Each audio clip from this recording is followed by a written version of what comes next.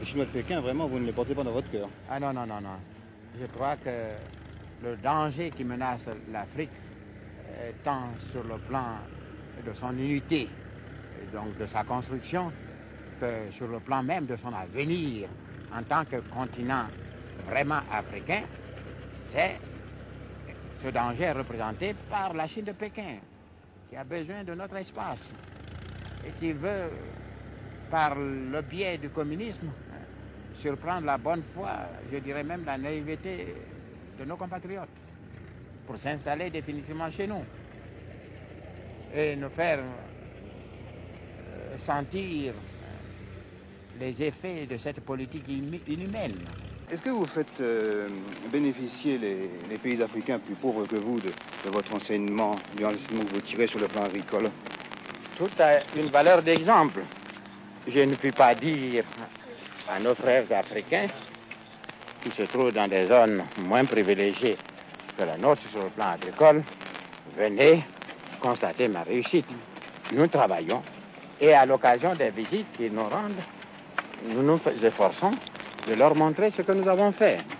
Et nous leur faisons confiance. Ils sont suffisamment intelligents et sachant tout l'intérêt qu'ils portent à leur population, comme nous portons le même intérêt au nôtre, je pense qu'ils s'inspireront de notre exemple pour faire, sinon mieux, mais du moins autant que nous.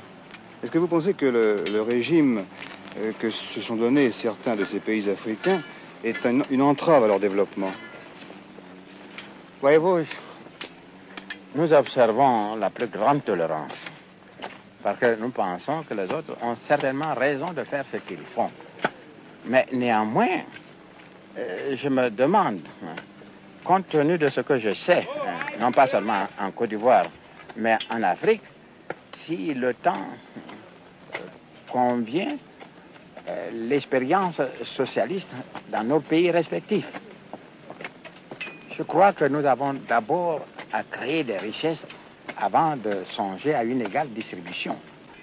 Alors je ne vois pas des pays accusés de capitalisme s'intéresser aux pays dits socialistes, lequel socialiste risque de déboucher sur le communisme.